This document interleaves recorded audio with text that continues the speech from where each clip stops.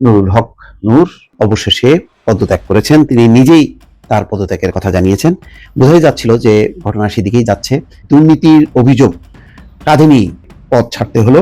তিনি আওয়ামী লীগের সুবিধাভোগী এবং আওয়ামী লীগের যারা সুবিধাভোগী ব্যক্তি তাদের কাছ থেকে তিনি অনৈতিকভাবে সুবিধা ভোগ করেছেন। অবশেষে পদত্যাগ করলেন প্রবাসী কল্যাণ প্রতিমন্ত্রী নুরুল হক নূর। দুর্নীতি ও অনিয়মের অভিযোগে ক্রমবর্ধমান চাপের মুখে পদত্যাগের ঘোষণা দেন তিনি। নুরুল হক নূর ওরফে বিকাশ নূর, আরে বেটা তোকে তুই করে বলবো আজকে, তোর কোনো সালামি, তোকে কোনো সম্মানই আমি করবো না। তুই কে? ইলিয়াস হোসেনকে তুই চেনোস? পিনাকিরে তুই চেনোস? এরা কে? এরা 2 টাকার ইউটিউবার, ফকিন্নির বাচ্চা। তুই তো সারা জীবন ফকিন্নি করতে, তোর বাবা তো ধান চাল মাইপে খাইছে সারা জীবন। বিপি নূর একটি ইহুদি রাষ্ট্রের দালাল, এই রাশেদ খান পার্শ্ববর্তী রাষ্ট্রের দালাল। তাদেরকে যদি কেউ টাকা দেয় তারেক রহমানকেও খেয়ে ফেলবে। সেই রাশেদ খান আর বিপি নূরকে যত দ্রুত সম্ভব দল থেকে বহিষ্কার করে মন্ত্রিত্ব থেকে সরিয়ে দিয়ে নতুন মন্ত্রী, নতুন রাজনৈতিক সহকারী নিয়োগ দেন।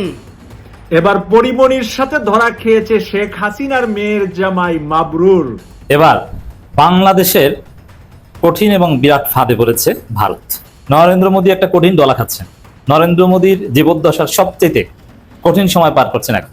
পাকিস্তানের উপর যদি ভারত হামলা করে তাহলে বাংলাদেশে তার জবাব দিবে, কারণ চুক্তি আছে। বাংলাদেশ তখন নানান দিক থেকে পাকিস্তানের পক্ষে ভারতকে জবাব দিতে বাধ্য হবে। আসসালামু আলাইকুম দর্শক, বর্তমান সময়ের রাজনৈতিক পরিস্থিতি বা প্রেক্ষাপটকে বিশ্লেষণ করে আপনাদের সামনে বেশ কিছু গুরুত্বপূর্ণ ভিডিও ফুটেজ নিয়ে হাজির হয়েছি। এমনকি দর্শক, আমি আশা করছি আপনারা সেটা ভিডিও শুরুটা দেখেই বুঝতে পেরেছেন। তাই বলবো দর্শক, যারা ভিডিওটি অন করেছেন তারা অবশ্যই নিউজটি না টেনে সম্পূর্ণ মনোযোগ সহকারে দেখবেন। তাহলে ভিডিওর শুরুতে আপনাদের যেই অংশবিশেষগুলো দেখিয়ে শুরু করেছিলাম সেইগুলোর বিস্তারিত আলোচনা বুঝতে পারবেন। তো দর্শক, আমি আর বেশি কথা বাড়াবো না, আমি ভিডিও শুরুতেই আপনাদের যে ভিডিওগুলোর অংশবিশেষ দেখিয়ে শুরু করেছিলাম সেগুলোর বিস্তারিত আলোচনা দেখাবো। তবে তার আগে বলি, যারা এখনো চ্যানেলটি সাবস্ক্রাইব করেননি সকলে চ্যানেলটি সাবস্ক্রাইব করে পাশে থাকা বেল আইকনটি বাজিয়ে দিবেন। আর যারা ফেসবুক থেকে দেখছেন তারা অবশ্যই পেজটি ফলো করে দিবেন। তো চলুন একটি লাইক দিয়ে আমরা ধারাবাহিকভাবে সবগুলো ভিডিওর বিস্তারিত আলোচনা রেখে আসি।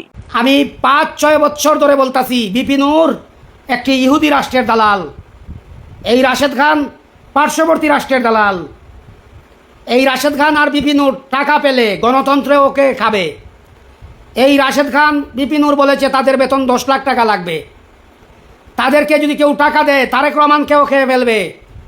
ওরা শুধু টাকা চিনে, টাকার বিনিময়ে তারা দল গঠন করে, দল ছেড়ে দেয়, দল ত্যাগ করে, একবার জামাত করে, একবার বিএনপি, একবার আওয়ামী লীগ, একবার বাম দল, একবার রাম দল, একবার আবার বিএনপির সহচর, এবার আবার তারেক রহমানের সহযোগী। এই রাশেদ খানের মতো কুলাঙ্গার বাংলাদেশের ইতিহাসে আর নাই। আমি সাবধান করে দিতে চাই, তারেক রহমান সাহেবকে অ্যালার্ট করে দিতে চাই, কেয়ারফুল করে দিতে চাই, খবরদার খবরদার, ওকে আর কাছে টানবেন না। সেই বিপি নূর বলেছে তার 10 লাখ টাকা বেতন লাগবে। আমি তারেক রহমান সাহেবকে শুধু একটি কথাই বলবো, এই বাংলাদেশে কোটি কোটি বিএনপির পাগল মানুষ আছে। যখন আপনি সেই লন্ডনে ছিলেন, সালাউদ্দিন শিলংয়ে ছিল, যখন কয়েকজন নেতা মাত্র, হাতে গোনা কয়েকজন নেতা ছিল বাঘের বাচ্চার মতো রাজপথে, তাদের মধ্যে একজন রুহুল কবির রিজভী, সেই মির্জা ফখরুল ইসলাম আলমগীর, সেই আমানুল্লাহ আমান, গয়েশ্বরচন্দ্র রায়, এদের মতো লক্ষ লক্ষ বিএনপির নেতা আছে যারা আপনার সহযোগী হতে পারে। আপনার রাজনৈতিক সহযোগী বারাটিয়া গুন্ডা মাস্তান একটা কুলাঙ্গারকে আপনি বানিয়েছেন। অতএব আপনি সাবধান থাকেন। এ পরীক্ষিত বাংলাদেশের দুশ্মন, পরীক্ষিত বিএনপির দুশ্মন, পরীক্ষিত শেখ হাসিনার 5 গোলাম, শেখ হাসিনার সে জারদ সন্তান এই বিপি নূর আর এই রাশেদ খান। তারা একটা মিশন নিয়ে তাদের দলকে ভেঙে দিয়ে, বিলুপ্ত করে দিয়ে বিএনপিতে ঢুকার কারণটা কি আপনি একটু পরিষ্কার করে বুঝে নেন। এই কথা বোঝানোর জন্য পিনাকি ভট্টাচার্যের প্রয়োজন নাই। রাশেদ খান কি চিজ, ডাল মে কুছ কালা হায়, হাল তেরা চাল হে, মকসুদ তেরা মাল হে, উসকো বিপি নূর কাতে হে। তার বেতন 10 লক্ষ টাকা লাগবে। সে ইহুদি রাষ্ট্র থেকে 400 কোটি টাকা নিয়ে এসেছে বাংলাদেশকে ধ্বংস করার জন্য। তারেক রহমানের ডান পাশে বিপি নূর, বাম পাশে রাশেদ খান। এখন বলেন, শহীদ জিয়াকে মেরে ফেলা হয়েছে, আরাফাত রহমান কুকুকে মেরে ফেলা হয়েছে, খালেদা জিয়া 5, 10, 6, 7 বছর আগেও সরওয়ার্দী উদ্যানে, জেলে যাওয়ার আগে সরওয়ার্দী উদ্যানে হুঙ্কার দিয়ে কঠিন স্বরে বক্তৃতা দিয়েছিলেন। যখন মার্চ ফর ডেমোক্রেসিতে খালেদা জিয়াকে গ্রেফতার করা হয়, তার বাসার ভিতরে বালুর টাক দিয়ে রাখা হয়, বন্দি করা হয়, তখনও তিনি যে বক্তৃতা দিয়েছিলেন সেই বক্তৃতা আজও বুকের ভিতরে বাঁধে। এই খালেদা জিয়াকে মেরে ফেলেছে এই হাসিনা, আরাফাত রহমানকে কুকুকে মেরে ফেলেছে হাসিনা, সেই 111-এর সরকার আপনার মেরুদণ্ড ভেঙে দিয়েছে। অতএব এই রাজাকার দুইটা আলবদর আল শামসের বাচ্চা, কুকুরের বাচ্চা, সেই রাশেদ খান আর বিপিনুরকে যত দ্রুত সম্ভব দল থেকে বহিষ্কার করে মন্ত্রিত্ব থেকে সরিয়ে দিয়ে নতুন মন্ত্রী, নতুন রাজনৈতিক সহকারী নিয়োগ দেন। বিএনপির ভিতরে আছে এরকম হাজার হাজার নেতাকর্মী যারা বিএনপির জন্য জীবন দিতে পারে। সে বিএনপিতে শুধু আমানুল্লাহ আমান, গয়েশ্বরচন্দ্র রায় আর এই রুহুল কবির রিজভী না, এদের মতো লক্ষ লক্ষ বিএনপির কর্মী আছে তাদের মতো। আর এই রাশেদ খান, এই বিপিনুর, এরা হলো বারাটিয়া গুন্ডা। তো গুন্ডা মাস্তান দিয়ে আপনার সিকিউরিটি আপনি রাখতে পারবেন না। গুন্ডা মাস্তান দিয়ে গণতন্ত্র রক্ষা করা যায় না। তাই যত দ্রুত সম্ভব স্বরাষ্ট্রমন্ত্রী, পররাষ্ট্রমন্ত্রী পাল্টানোর প্রয়োজন নাই, রাষ্ট্রপতি পাল্টানোর প্রয়োজন নাই, আগে ওদের দুইজনকে পাল্টান। গাছের আগায় পানি দিতে হবে, গাছের আগা কাটবেন, গুড়ায় পানি দিবেন তা হবে না। গাছকে সমূলে কেটে ফেলতে হবে।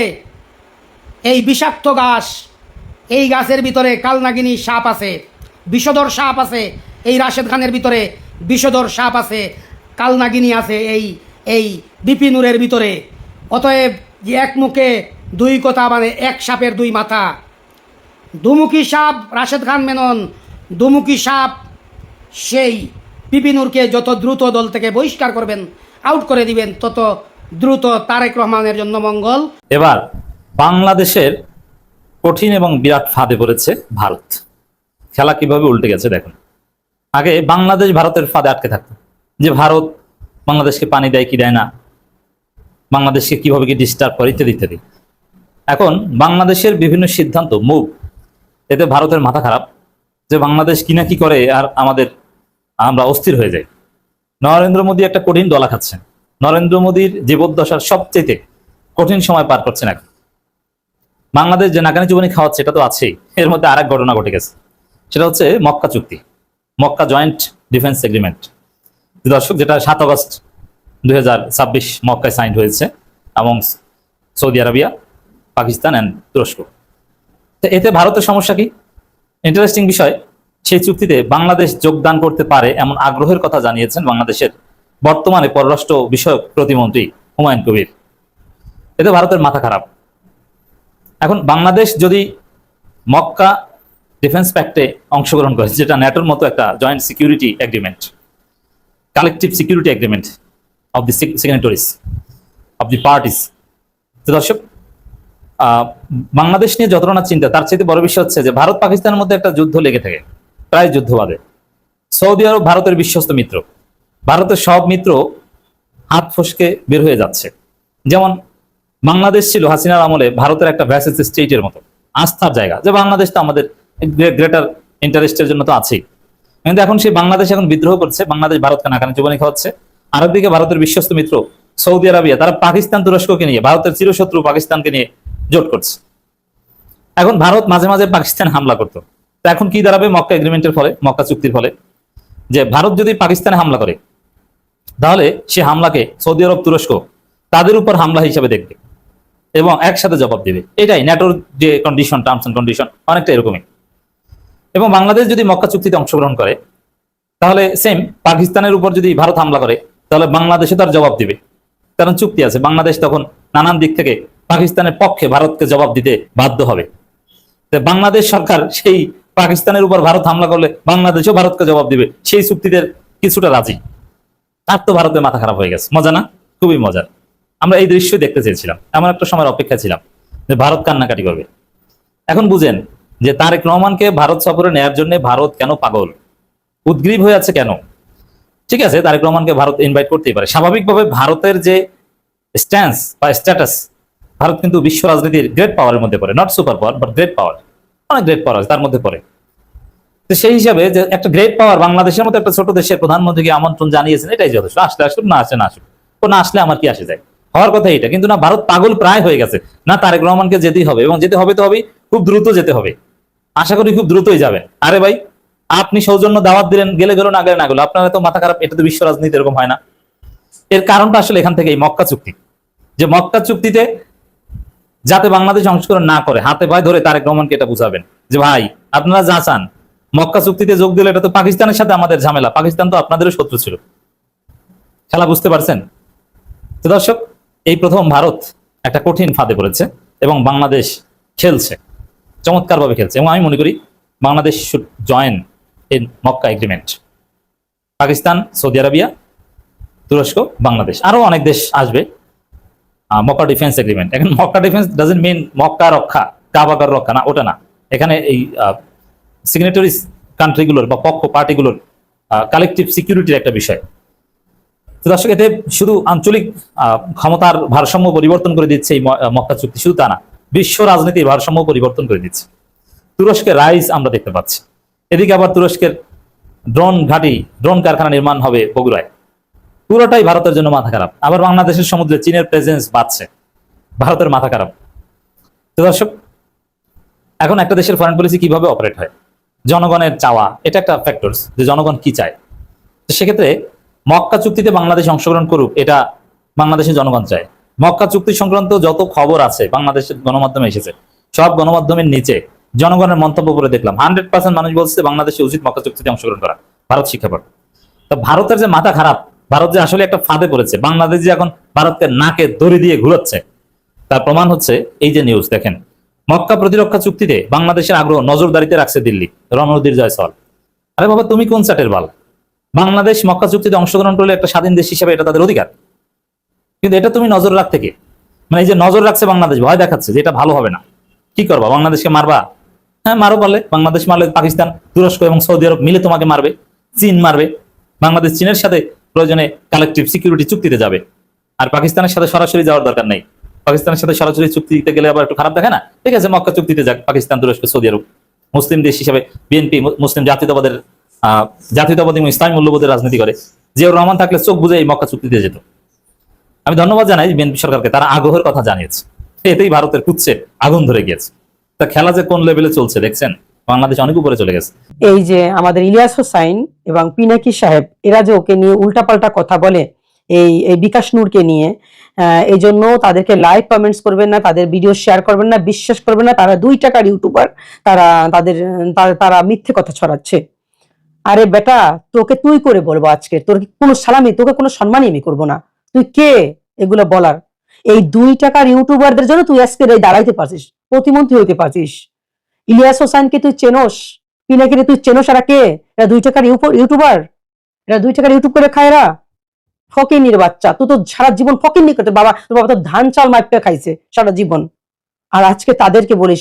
এই কথাগুলো কেন বলছিস সেটা বলবো, শুধু এই জন্য না, এই কথাগুলো বলছে। এবং আমির হামজাকে নিষিদ্ধ করার দাবি উঠাইছে, এবং জামাত শিবিরকে সে নিষিদ্ধ করার দাবি উঠাইছে। আমি এক এক করে ভিডিও দেবো, আপনাদের প্রমাণ দেখাবো যে আপনার এই বোন কখনো মিথ্যে কথা বলে কিনা। সে বলতেছে যে আমির হামজা যে খুতবা যেন দিতে সে না পারে। তুই বেটা খুতবার বুঝিস কি? তুই খুতবার বুঝিস কি? তুই খুতবার কিছু বোঝস? হ্যাঁ, নষ্ট চরিত্রের। তুই খুতবার বুঝিস কি? তুই কোন সাহসে বলছস একজন আলেমেরে খুতবা দিতে যেন সে না পারে? আবার বলস তোদের মতো নাম মুখে নিতে গেলে 10 বার তোদেরকে সালাম দেওয়া উচিত। তোরা যা করছো দেশের জন্য 10 বার সালাম দেওয়া উচিত। তোমাকে 10 বার, তুমি কি করছো? তুমি বিকাশের টাকা মাইরে খাইয়ে খাইয়ে এই পর্যন্ত আসছো। হ্যাঁ, চেনো না আমাকে? চেনো না? চেনো না রেহানাকে? চেনো না? চেনো, কিন্তু আমার এই ভিডিও যেন চোখে পড়ে, চোখে পড়লে মনে করে দেখবা, মনে করে দেবা, খুব গভীর ভাবে মনে করবা। হ্যাঁ, বিদেশিদের টাকা খাওয়ার সময় ভালো লাগছে নাকি? এখন ভালো লাগে না। এখন হচ্ছে এরা বিদেশে থাকে, এরা 2 টাকার ইউটিউবার, তাই না? 2 টাকার ইউটিউবার বলতে এখন গায়ে লাগে না। আচ্ছা, সেই লেখাটা ও যখন পোস্ট করছে, সেই ভিডিওটা, সেখানে আমি দেখছি তখন প্রায় 1-1.5 ঘন্টা পরে দেখছি, তখন 2.5 লক্ষ মানে ইয়া পড়ছে, রিয়েট পড়ছে, লাইক কমেন্ট সব মিলে 2.5 লাখ টোটাল, সেখানে হাহা রিয়েট দিছে। আমার লাইফে এটা বিশ্ব রেকর্ড হয়ে গেছে। এটা নিয়ে অনেকে ভিডিও দেখাইছে, প্রমাণ দেখাইছে, লাইভ দেখাইছে, যে সেখানে সে 2.5 লক্ষর ভিতরে 2 লক্ষ কত জানি ভুলে গেছি না, সামথিং 20,000-এর মতো এরকমের সবাই হাহা রিয়েট দিছে। হাহা রিয়েট চিন্তা করতে পারবেন? তাহলে এই যে কথাগুলো যে আপনি বলেন, আপনার লজ্জা তো আপনার থাকা উচিত। আপনি যে কথাগুলো বলছেন, আপনার তাও আপনার দলের লোকরা যে বেশি থাকবে আপনার পেজে, আপনার চ্যানেলে, তাই না? অন্য কেউ তো না, আপনার পেজে তারাই থাকবে। তারা যে এই যে দিল, আপনার প্রমাণ আপনার পেজে ঢুকে দেখবেন যদি আমি আপনার বোন মিথ্যা কথা বলে থাকি। এখন হয়তো আরো বাড়ছে, এখন তো নিশ্চয়ই বাড়ছে, আরো দেখবেন আপনারা। এই যে হাহারিয়েরটা খাইছেন, তাহলে আপনি যে বলছেন এদেরকে নিষিদ্ধ করতে হবে, লজ্জা শরম বলতে আপনার নাই? কোথায় ছিলেন? কোথায় ছিলেন? হ্যাঁ, এই জামাতের টাকায় আপনারা ওঠা বসা করছেন, এই জামাত ইসলামের টাকায় মিছিল মিটিং করছেন, এই জামাতের টাকা না দিলে, খয়রাত না দিলে চলতে পারেন নাই। ঠিক আছে, আজকের জামাতকে বলতেছেন নিষিদ্ধ করবেন। পারলে করে দেখা বেটা, পারলে করে দেখা। আমি ওপেন চ্যালেঞ্জ দিয়ে দিলাম, আমি রেহানা, পারলে করে দেখা। শেখ হাসিনাই তো পারে, টিকতে পারে না। যেদিন কথা পরের দিন দেশটা রেচা পালাই গেছে, তারপর তুই চাটার বেল, আমার তুই চাটার বাল, তুই করবি কি? তুই পারলে করে দেখা, তুই পারলে জামাত ইসলামের করে দেখা, করে দেখা। এই নুরা পাগলা আর রাশেদ খান, এই দুগুলা হচ্ছে, এই যে এরা হচ্ছে মনে করেন যেমন আওয়ামী লীগের যেন পচাইছিল না, এই ইনুমিনুরা পচাইছিল না, পচাইছিল, এরাও এই দুজন কিন্তু পরিকল্পিত ভাবে বিএনপি কে পচাই দিবে। বিএনপির ভাইয়েরা ওরা দেখতে পারে, ওদেরকে দেখতে পারে না। বিশ্বাস করেন ভাই বোনেরা, আপনারা বিএনপির ভাই বোনেরা দেখে দেখতে পারতেছে না। ওরা এত বড় খারাপ, এত বড় জঘন্য ভাষায় কথা বলে, লজ্জা করে না? একটা দলের বিসর্জন দিয়ে তারপরে একদম জলাঞ্জলি দিয়ে তারপরে তোরা বিএনপি 2টা পদ নেওয়ার জন্য, একটা তো পাই নাই, রাশিদা তো পাই নাই, আর তুমি তো পাইছো কোন রকম, পাও 4টা হাত 4টা। তুমি শেখ হাসিনার মা ডাকো, তারেক রহমানের বাপ ডাকো, অমুক রে, এটা ডাকো, ডাকে ডেকে তুমি এটা পাইছো। তুমি কথা বলার কে? জামাত ইসলামে নিষিদ্ধ করবো, আবার তোমাকে 10 বার সালাম দিতে হইবে? তুমি কোন চ্যাটার বাল? তুমি কে? তোমার মতো প্রতিমন্ত্রী গুনার টাইম কোথায় আমাদের? কোথায়? কথা বলবা চিন্তা ভাবনা করে কথা বলবা, এরকম বেজিতি করে দেবো, একদম বেজিতি করে দেবো। পাইছো কি? কি পাইছো? যা মুখে তাই কথা বলা শুরু করছো এখন। হ্যাঁ, বিকাশ কোনো সময় আছে, কথাবার্তা লাগাম টেনে বল। এই লাগাম টেনে কথাবার্তা না বলে নিজেরা তো ডুবছস, এই বিএনপিরও ডুবাবি, বিএনপিরও ডুবাইয়া ছাড়বি। এটা করবি, এটা তোরা কইরা ছাড়বি, বিএনপিকে ডুবাইয়া ছাড়বি 100%। দর্শক, আমি আশা করছি আপনারা সকলেই অত্যন্ত মনোযোগ সহকারে সবগুলো ভিডিও দেখেছেন। এমনকি দর্শক, যদি এই ভিডিওগুলো সম্পর্কে আপনাদের কোনো মতামত থেকে থাকে তাহলে তো অবশ্যই জানাবেন। দর্শক, নিউজটি শেষ করছি এখানেই, ফিরছি পরবর্তী নিউজে নতুন কোনো টপিকে। আল্লাহ হাফেজ।